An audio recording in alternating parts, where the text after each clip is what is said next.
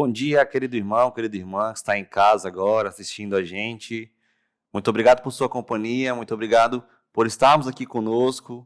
Muito obrigado pelo seu cuidado aqui e a sua preocupação e a sua confiança, na verdade, também, em estar conosco aqui aprendendo mais da palavra de Deus.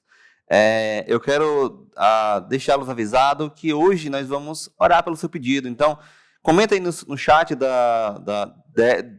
desse programa, comenta no chat, fala um pouquinho sobre o que você está sentindo, fala um pouquinho escreve o seu pedido de oração para que nós possamos estar, ao final, orando por eles, tá bom?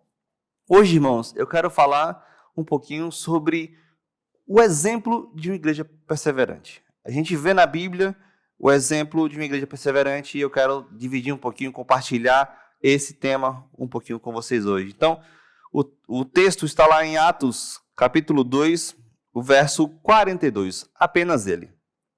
Vai dizer o seguinte, olha: e perseveraram na doutrina dos apóstolos, e na comunhão, e no partir do pão, e nas orações. Vamos orar? Senhor Deus, muito obrigado por esses dias que o Senhor nos tem dado. Muito obrigado pelo seu cuidado misericordioso em nossas vidas.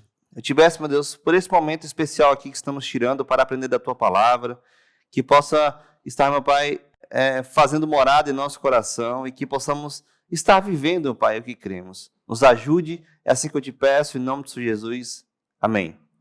Irmãos, antes de começarmos, eu também peço que os irmãos coloquem aí no chat de onde você está falando, de onde você está nos assistindo, para que nós possamos conhecer mais um pouquinho de vocês, tá bom? Então, se o chat não estiver aberto, e se você estiver em um computador, é só apertar F5. E se não tiver, e estiver no celular, fecha a live e abre novamente, que aí o irmão vai ter acesso ao nosso chat, tá bom? Irmãos, infelizmente, vemos hoje muitas instituições que se dizem igrejas, mas que distorcem, de fato, o verdadeiro significado de ser igreja. Umas outras agem com abuso espiritual, fazendo com que seus fiéis estejam em um tipo de prisão. Neste percurso, irmãos, muitas pessoas estão sofrendo por passar por essas igrejas que estão distorcendo e que estão atormentando essas pessoas e não mostraram, de fato, o verdadeiro sentido do Evangelho. Mas, antes de entrar um pouquinho nesse texto, a gente tem que considerar duas coisas. Primeira coisa, nós não somos a igreja individualmente. E essa frase está sendo muito utilizada nos dias de hoje. Mas nós não somos a igreja.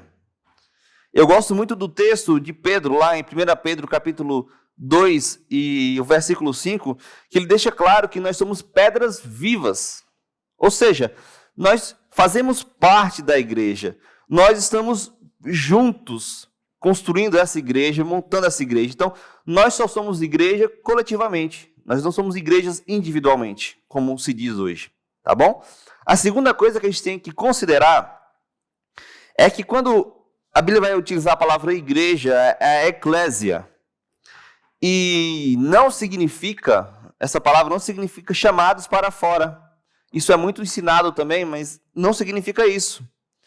Na verdade, ela é utilizada para se referir a uma assembleia regular de cristãos locais.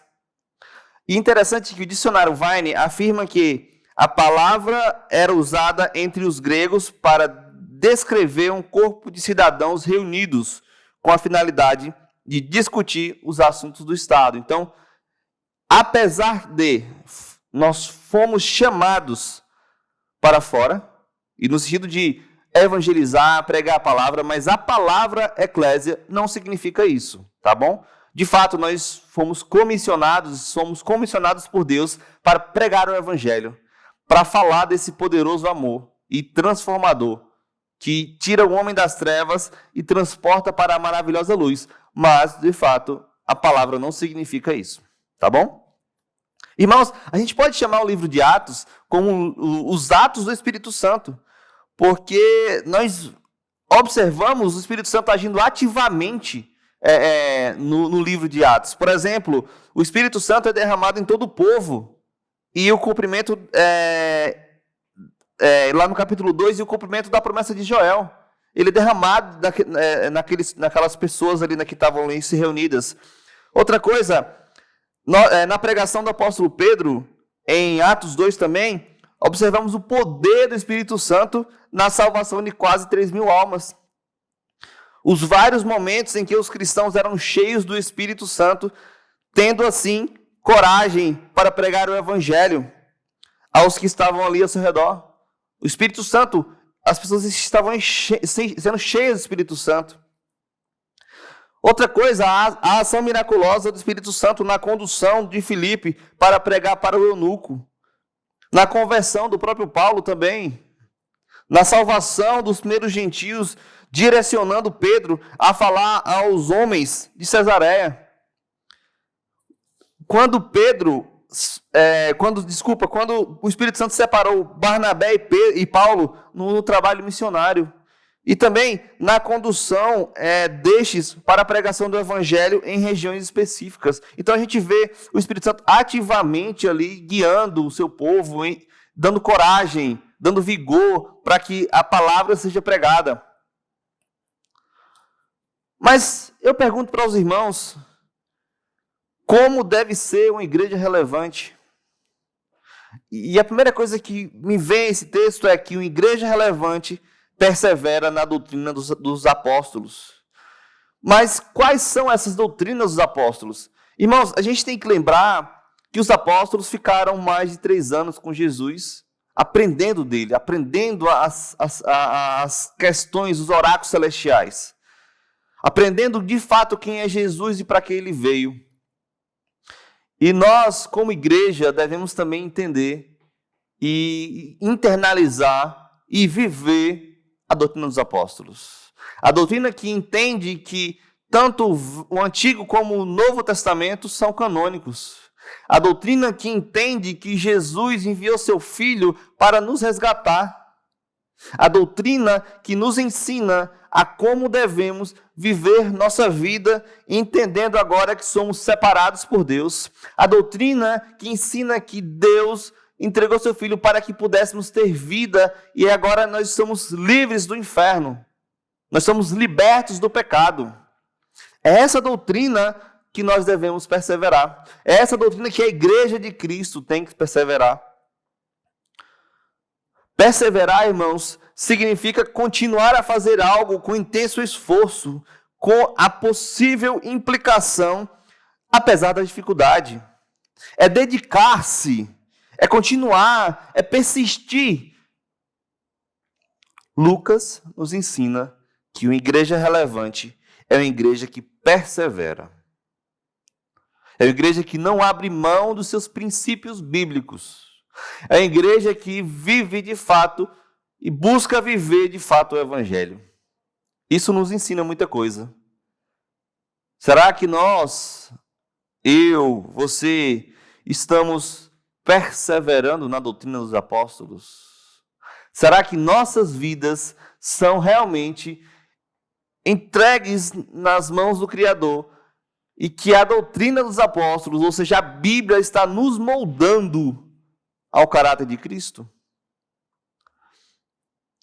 Para sermos uma igreja relevante, precisamos perseverar na doutrina dos apóstolos.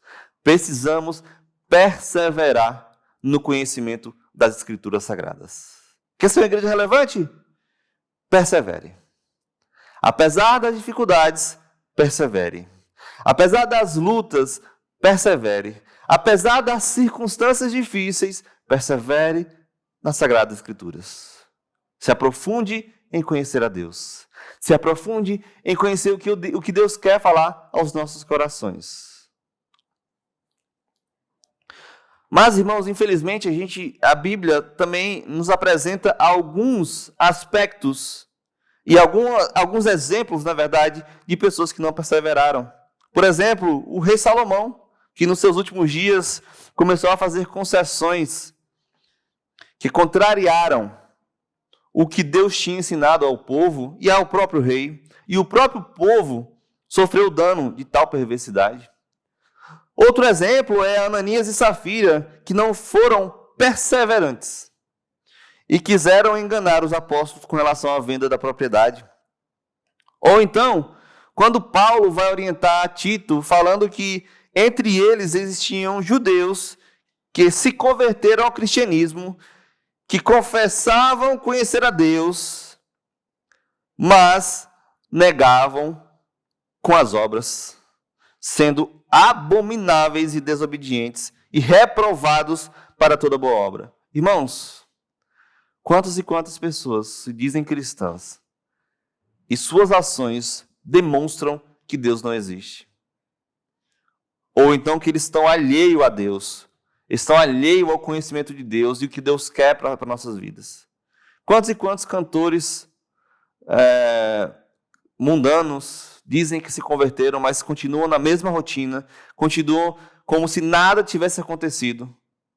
Nós, cristãos, devemos perseverar na doutrina dos apóstolos. Mas também, irmãos, uma outra coisa que eu vejo nesse texto é que uma igreja relevante, ela vive sincera comunhão. Se não, vejamos aí, olha, e perseveravam na doutrina dos apóstolos e na comunhão.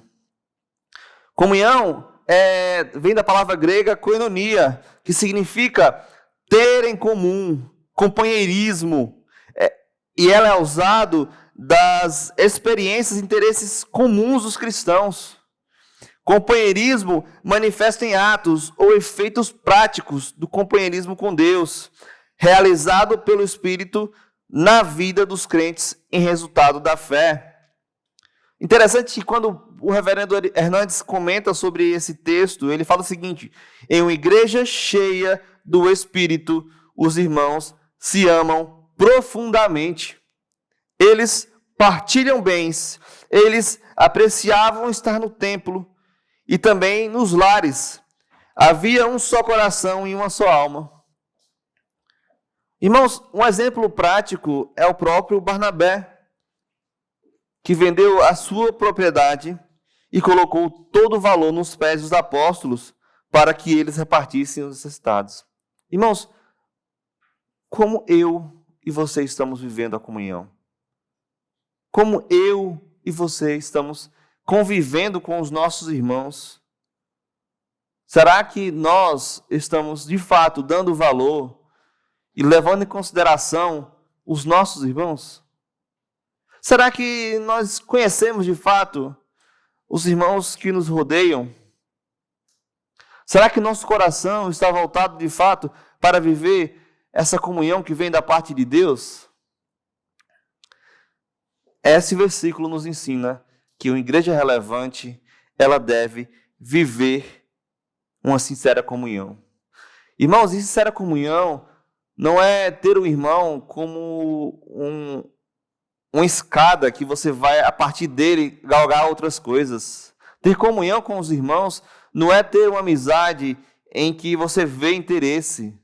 Ter comunhão com os irmãos é viver de fato o evangelho em comum acordo. É viver de fato o evangelho entendendo que cada um tem sua própria dificuldade, mas que em Cristo nós estamos unidos e que nós devemos agora nos preocupar não apenas conosco, com nós mesmos, com nossas necessidades, mas também com a necessidade do outro. É amar de fato com o amor que vem da parte de Deus. É cuidar de fato com o mesmo cuidado que Deus nos cuida. É como no texto de 1 Coríntios, 2 Coríntios, é o consolo que vem de Deus, nós utilizarmos esse mesmo consolo para consolar outros. Será que estamos dando a devida importância à vida em comunhão? A gente percebe que essa igreja aqui de Jerusalém era vista, era a perspectiva, a forma que as pessoas viam a igreja de Jerusalém era com muito amor, com muito carinho. Como estamos sendo vistos pela sociedade? Será que nós estamos sendo vistos como uma igreja de divisão? Infelizmente, eu conheço algumas que, no seu histórico, são histórico de não apenas uma divisão, mas de várias divisões. São igrejas que de fato não entenderam o que é a vida em comunhão. São igrejas que se perderam e não perseveraram no entendimento da importância da comunhão. A comunhão não é fazer concessão com o pecado, mas a comunhão é viver de fato entendendo que somos irmãos em Cristo. Eu, mesmo distante, sou seu irmão em Cristo. Mas será que a pessoa que está ao seu lado na igreja, você também o vê como um irmão em Cristo? E também o ama com o amor de Jesus? Coisas que devemos pensar, irmãos. Coisas que devemos meditar dia a dia. Perseverar na doutrina dos apóstolos. E nos preocupar de fato com os irmãos. Com quem está ao meu redor. Tirar os meus olhos dos meus umbigos e começar a ver que também existem pessoas ao nosso redor que precisam de ajuda, que precisam do nosso alento. E talvez você esteja passando por problema, mas quando você olha para o lado, você vai ver que pessoas estão passando por problemas ainda piores. E como cristãos, devemos nos dispor a estar ajudando, a estar buscando essa comunhão. Comunhão, irmãos, é igual um jardineiro com o seu jardim, com suas rosas. Se não cuidarmos, se o jardineiro não cuidar da rosa, essa rosa vai morrer. Vai morrer ressecada, ela não vai ter nutrientes necessários. Da mesma forma, nós, com os nossos irmãos, devemos sempre estar buscando cultivar essa terra, por assim dizer. Devemos sempre estar buscando estar próximo desses irmãos, com cuidado com esses irmãos. Ame o seu irmão, irmãos. Ame o seu irmão.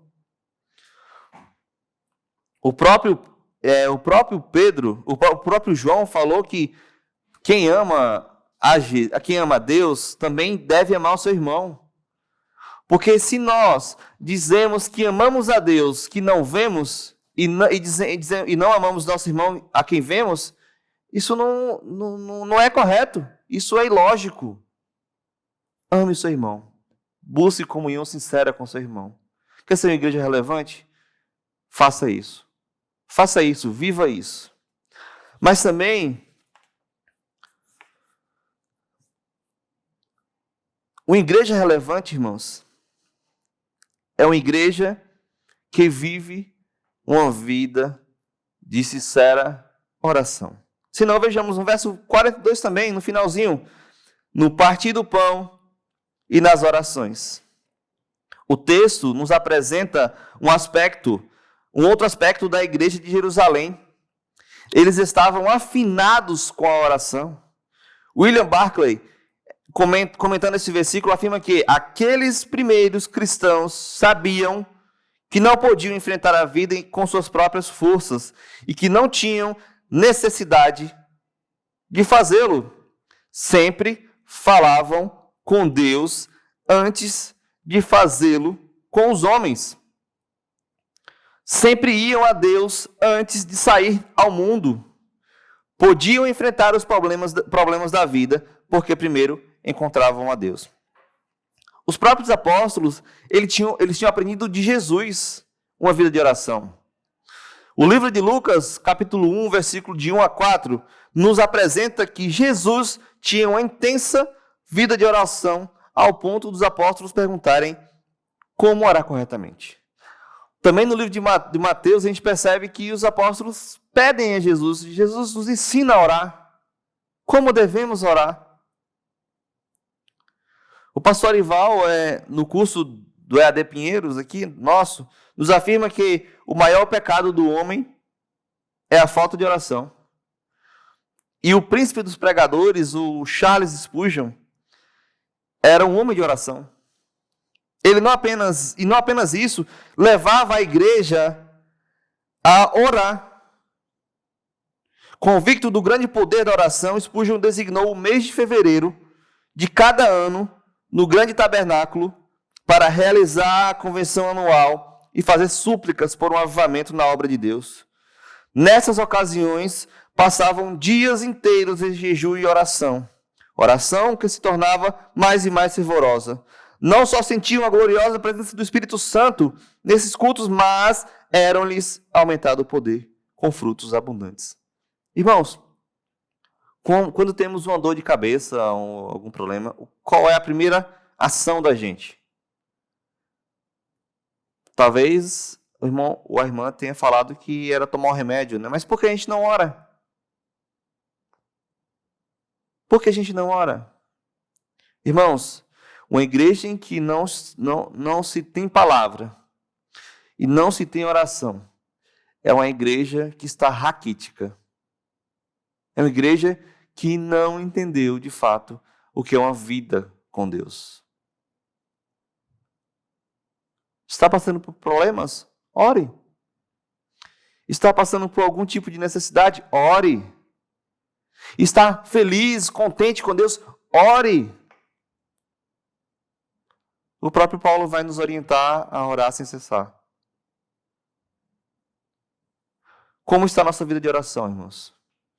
Qual a nossa perspectiva em relação à vida com Deus, diária e juntamente com a igreja? Quer ser uma igreja relevante? Viva uma vida de oração. E talvez os irmãos me perguntem por que um tema como este, em um programa sobre vida devocional. Primeiro, irmãos, é que para que nós não caiamos nas investidas de Satanás. Para que quando procurarmos uma igreja, para quando estivermos realmente fazendo uma mudança, mudando para uma outra igreja, se a igreja não lhe der e não vivenciar esses pontos de forma profunda, tenha cuidado. Talvez não seja uma igreja séria. Mas também, para que nós, como cristãos, possamos estar orientando outros, possamos estar ensinando outros como, de fato, encontrar uma igreja que seja relevante. Uma igreja que viva, de fato, o Evangelho de Jesus Cristo. Uma igreja que, assim como a igreja de Jerusalém, perseverava nas santas escrituras, que vivia uma sincera vida de comunhão com os irmãos e que também vivia uma vida de oração. Que nós, irmãos, conjuntamente, possamos ser uma igreja relevante, uma igreja que, de fato, pregue o Evangelho, uma igreja que, de fato, viva na perspectiva de leitura da palavra, comunhão com os irmãos e oração sincera. Eu vou agora ler seu pedido de oração e nós vamos orar por ele aqui. Muito obrigado a Adriane e o Emerson também está aqui conosco. Muito obrigado a Selma, a Adriana. A Vanderly também está aqui. Muito obrigado a Juliano também, a Wanda, nossa amiga Wanda, sempre aqui conosco. Muito obrigado a Benedita por estarmos aqui juntos. E nós vamos orar pelos pedidos da Adriana, que está pedindo oração pelo filho. Também oração aqui pela vida da Wanda. E vamos orar também pela vida da irmã Sandra aqui também, tá bom? Senhor Jesus, muito obrigado por esse dia que o Senhor nos concede. Mais um dia para termos oportunidades de falar do seu Evangelho, de estar meditando nas suas sagradas Escrituras, de estar, meu Pai, buscando comunhão e intimidade contigo na oração. Oportunidades também para que possamos ligar para os nossos irmãos e possamos perguntar como é que eles estão, perguntar se estão precisando de ajuda. Muito obrigado por mais esse dia, pelo seu cuidado poderoso em nossas vidas.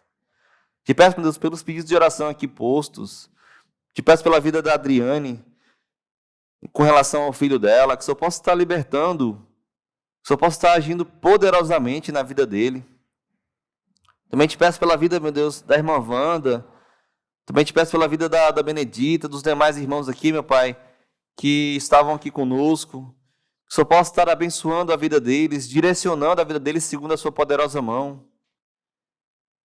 Que eles possam, de fato, continuamente conhecer a Ti, se aprofundar em conhecer a Ti e viver, de fato, mais e mais parecido com Cristo aqui na terra. Nos ajuda, nos fortaleça.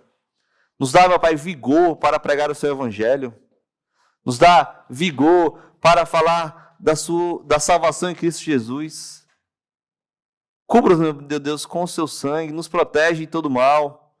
Nos livra, meu Pai, dos incidentes e acidentes. E que essa semana seja uma semana abençoada e abençoadora. Que possamos ser instrumentos em Suas mãos. É assim, meu Pai, que eu te peço, meu Deus. Também te peço pelo dia de hoje, pelo programa Amanhã IPP. Meu Deus, fala grandemente aos nossos corações, que possa ser um programa abençoador em nossas vidas, para conhecer mais, meu Pai, sobre esse tema tão maravilhoso e tão importante que é o músico, o dia do músico.